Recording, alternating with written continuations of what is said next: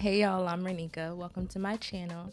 This is going to be a video on setting up a session in Studio One.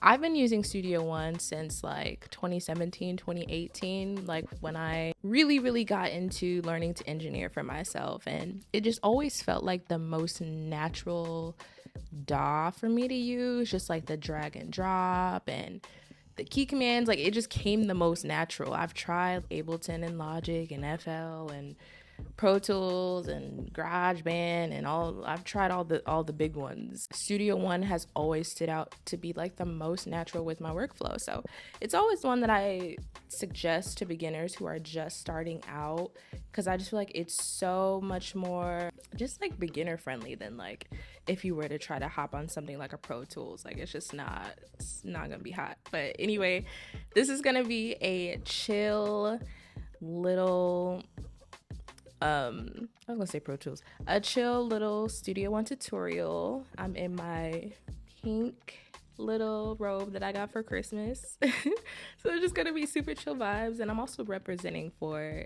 the ladies because the engineering world is such a male dominated field, and that's kind of like what really pushed me to want to learn to do it for myself. Is you just don't see it often, and I just want it to be that change. So let me know if you are a baddie like me learning to engineer for yourself and how that journey is going for you, because I would really like to know. But anyway, if you're here, you must want to know how to record yourself. So let me teach you. Okay, so I've got on my glasses, I've got on my headphones, so we're gonna get down to business. Okay, y'all, so this is Studio One Artist. I have the artist version, which is the one of the paid versions. I did start off with the free version for a while, and then I just decided to upgrade because Studio One is my favorite, so why not? So when you're open Studio One, you're gonna go over to create a new song. And here is where you would find like some vocal templates. These are the ones that I've created over the years. They've changed. Right now I'm on the Vocals 2023 one, but you are most likely gonna be starting off on an empty song. And what I typically do is I make sure that it is on seconds, because I like to know the time length that a song is on versus like the bars when I'm recording. And 44 from this is fine, like unless like specifically specified by somebody in particular that you're working with or something, like this is where you would want to start off, as well as this. And let's just do okay. All right, and this is a blank session in Studio One. Welcome. Dun dun dun. Okay.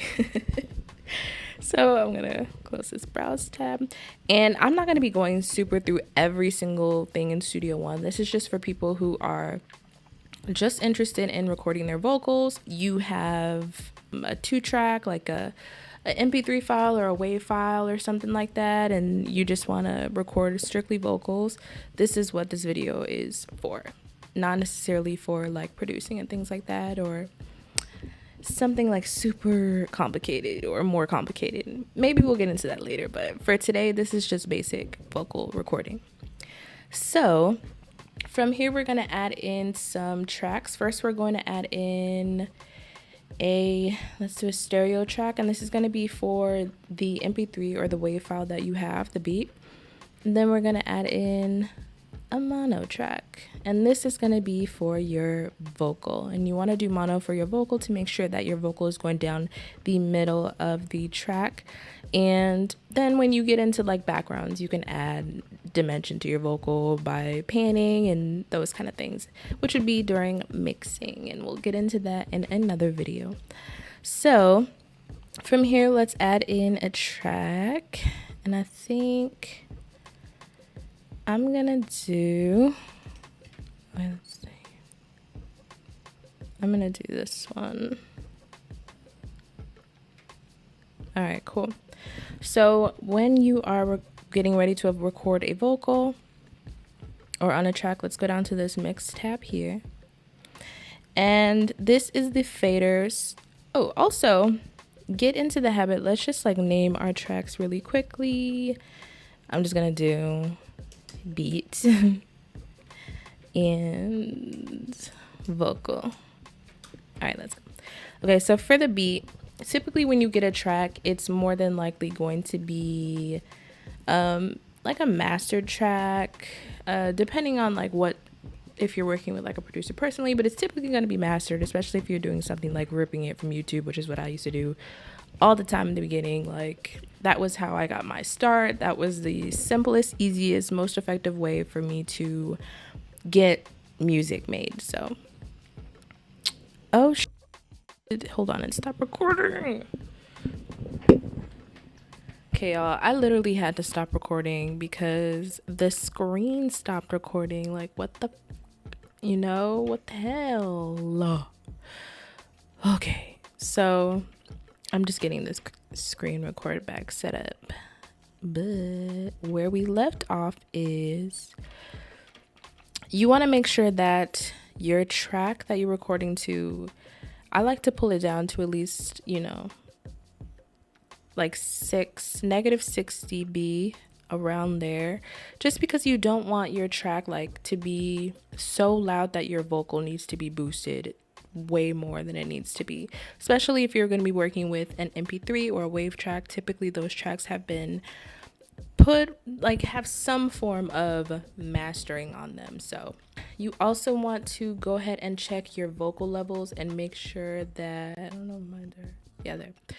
So I'm going to vocal arm my track, which is this button here, and it turns on the monitor, and you can turn that off if you don't want to hear yourself, But you want to make sure that your vocals, when you start recording, that your vocals are not exceeding about like -6 and -3 dB. And the reason for that is because you don't want clipping in your vocal. You want your voice to sound as clean as possible before it goes into the mixing process, which would be basically the editing of the vocal. So you want to make sure. Now the thing with Studio One that I don't really like is like when I want to just check my level of my vocal, I can't do that unless I, for instance, look at this. A, B, C, D, E, F, G. Hold on. These pros. Why is it not recording my vocal? This is weird. Hold on. What's going on? Oh, I didn't press record. Okay, so A, B, C, D, E, F, G, H, I, J, K, L, M, N, O, P. It's not until I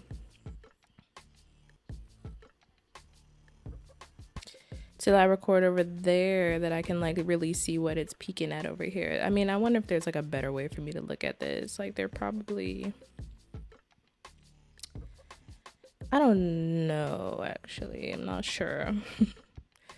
I just anyway, that's how I test my vocal. It's just I do a quick test run of, obviously not ABCD, but like whatever I'm gonna sing, I do a test run of that, and I just see like where's my vocal peaking on the track, and it's kind of peaking under 12, so I would definitely boost that, and I would boost it until it's around like here-ish. Now this can change depending on your vocal, depending on the style of the song and all those things, but you definitely don't want a clipping vocal, which is like something that would sound crunchy and like that. Probably not like that, but something that would just have to get crushed in the mix of it all. So once again, we're gonna hit this record arm, boom, and voila, you are ready to record in Studio One. And once we have something recorded in this first line, this is a song I've already written to, so I'm just gonna record like really quickly whatever.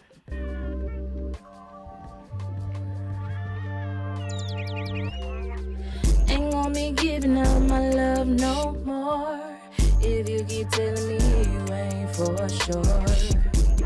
Okay, so boom.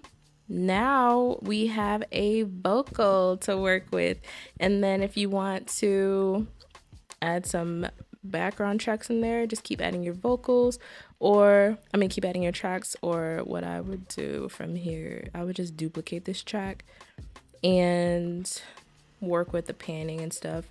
But honestly, I'm I've been recording for a little bit, so I typically use what we call bus channels, or I send vocals to buses. So if I were to, let's make another background track, and let's do shift and right click, and I would do add bus for selected channels.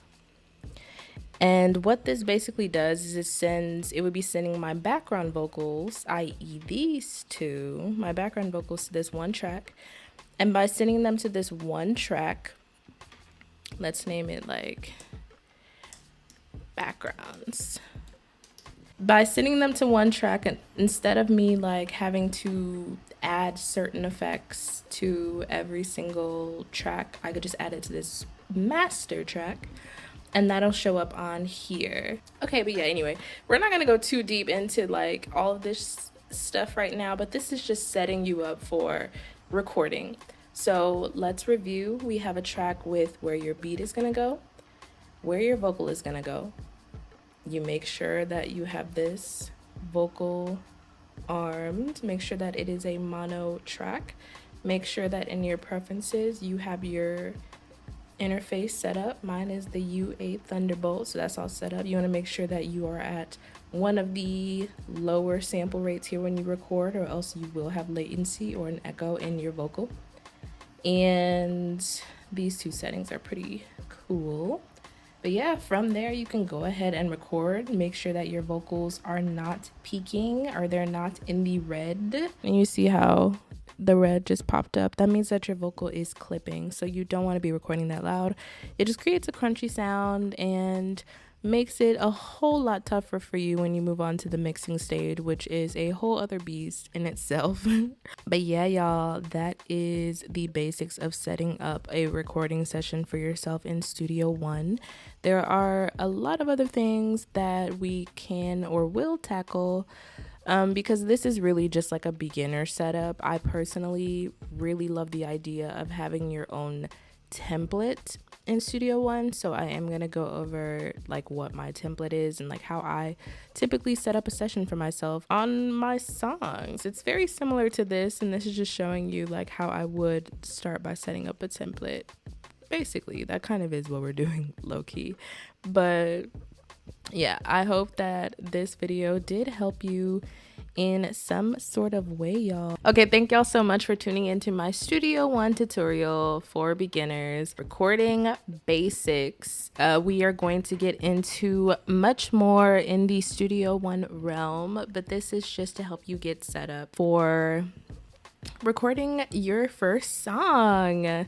I am so excited to be doing this, just because this is where it all started for me, which is just recording in my own space in Studio One and learning the ropes on like YouTube, learning the very basics of things. So I'm super excited about this, and I really want to know if you are another woman, young lady, whatever, just like I was, learning to record for yourself and taking that power into your hands when it comes to your art. I think it's super badass and it's super admirable, and I'm so excited. So yeah, let me know if you have any questions or you want me to go over anything in particular, or whatever it is, girl, whatever it is, you know. So thank you once again. I hope you are living in your purpose on purpose. I hope that you have so much love in your heart wherever you are, and I hope that all of your greatest dreams come true. Thank you so much, and I will see you in the next one.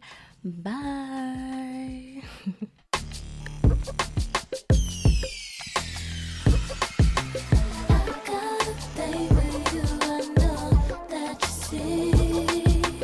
I've always wanted to be with you secretly. I just another